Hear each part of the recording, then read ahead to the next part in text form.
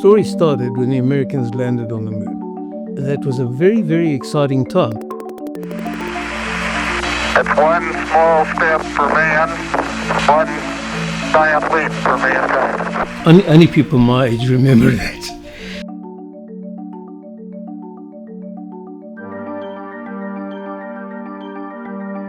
But it was phenomenal. The whole world literally was watching what was happening on the moon. 2, 1, 0, all engine running. Good day from ABC Space Headquarters in New York.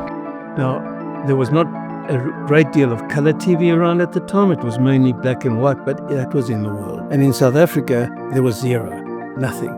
We had to listen on the radio, and we said, look, this is incredible. I mean, TV has to come sooner or later. It's got to come to South Africa.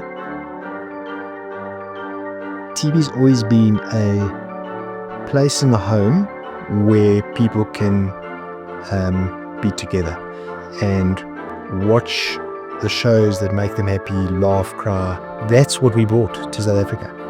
We brought the idea that you can sit and congregate around a TV and watch the Springboks win a World Cup. Down's the final whistle. South Africa, four-time world champions,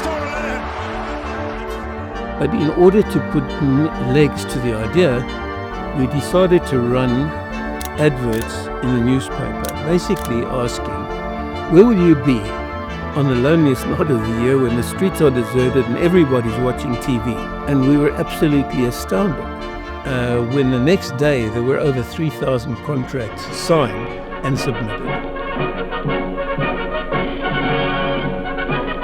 Dit is 5 Januarie 1976.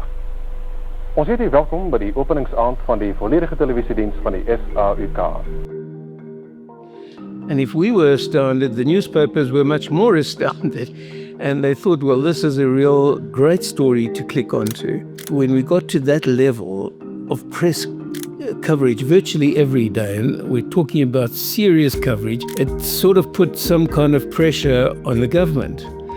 And the government at that stage were absolutely not interested in television.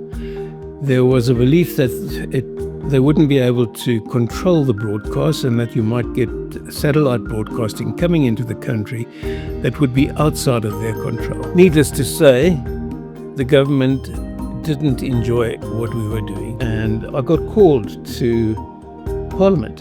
So I said to him, look, all we're doing is testing a demand. We can't make you bring in television if you don't do it. Well, it's going to happen sooner or later. Sometime it must be. We're the only country.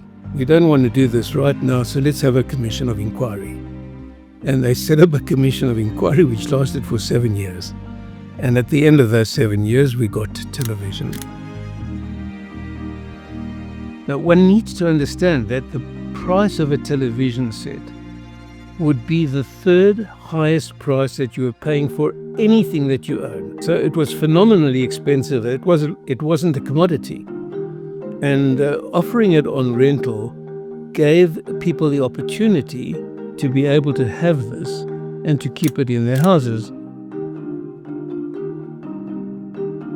The reason we had so many contracts that were signed with us was that people felt that they needed it. It was something that would be put into the lounge and would keep their people together, the family. Our heritage will always be underpinned by good customer service. We've got people with us today who've been with us since the first day we delivered a TV. Understanding what sets us apart from our other sort of competition is that golden thread of customer service for a long, long time. Customers who come into Teljoy often stay with us for an indefinite amount of time because of the service. They come for the TV and stay for the service.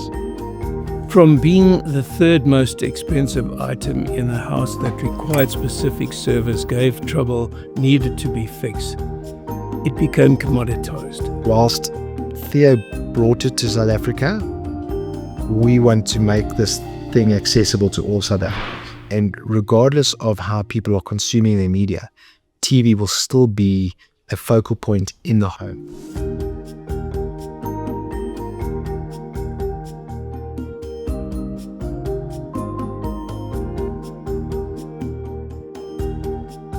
come on. No, just give it a... There we go. Yeah, That's there. that's the test pattern that people used to phone Yes. and complain that they couldn't see the picture And clearly. I know